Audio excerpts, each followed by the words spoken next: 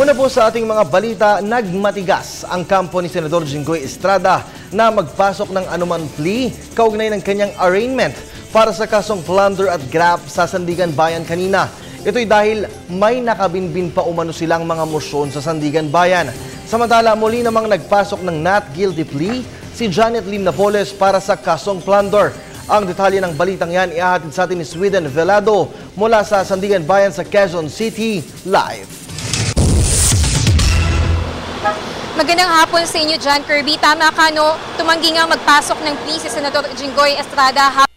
Naman ng not guilty plea ang tinaguriang pork scam queen na si Janet Lim Napoles. Samantala, Kirby, para sa kasong graft, parehong sagot ang ibinigay ni Napoles at tumanggi muling magbigay ng plea si Senador Jinggoy Estrada. Gayon din ang mga kapwa-akusado nitong sila Mario Relampagos, Rosario Nunez, Lalin Paule, Marilu Bare, Alan Haveliana, Rodora Mendoza at Victor Cacal. Kirby, not guilty plea naman ang ipinasok nila Dennis Cunanan, Francisco Figura, Rosalinda Lacsamana, Marivic Hover, Maria Juanizo, Romulo Relevo, Emmanuel Sevidal, Chita Halandoni, Sukgang, Gregorio Benaventura at Gwendelina Amata.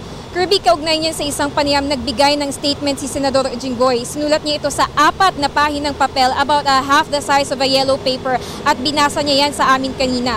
Iginiit niya na mahina ang mga ebidensya laban sa kanya at narito ang kanyang naging pahayag. Hopeful that the granting of bail will not be far behind as the evidence against me is really very, very big. Thank you. Sir, dagdag pa riyan, Kirby, todo suporta ang pamilya ni Senador Jinggoy. In fact, kabilang sa mga dumalo sa arraignment ay kanyang mga magulang na sila Manila Mayor Erap Estrada at former Senator Loy Ejercito. Present din ang may bahay nitong si Presi at mga kapatid niya na sila Jude at Jackie Estrada. Ayon kay Mayor Estrada, Kirby, naniniwala siyang mapapawalang sala rin sa huli ang kanyang anak. Ito ang kanyang pahayag ukol dyan. The last time when I was charged, sinama rin si Jinggoy. 2.5 years, after 2.5 years, he was acquitted. Oh, yan hindi na mangyayari yan. Sa ngayon, Kirby, may 2 pending petitions for certiorari sa Supreme Court ang kampo ni Senador Jinggoy. Una ay may kinalaman sa pag-question sa ginawang preliminary investigation ng Ombudsman at pangalawa sa nilabag na constitutional rights ni Senador Estrada. Kaugnay naman ng petition for bail, narito ang naging pahayag ng isa sa mga abogado ni Senador Jinggoy na si Attorney Alexis Suarez. The justice says that they will be resolving our motions for bail and without prejudice to any outcomes sa motions po namin, magbibigay na lang po sila ng order tapos it's either magsiset sila, kung i-grant nila yung motion for bail namin, magsiset na po sila ng hearings.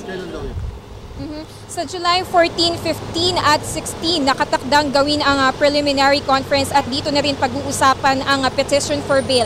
Alas 2 ng hapon ito gaganapin sa 5th Division at Kirby, sa August 4 naman sisimula na ang pre-trial.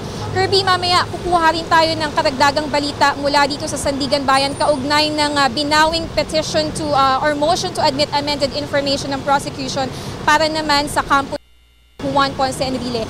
Yan ang mga balitang aming nakalap mula dito sa Sandigan Bayan at para sa Telebisyon ng Bayan, ako si Sweden Velado. Maraming salamat sa iyo, Sweden.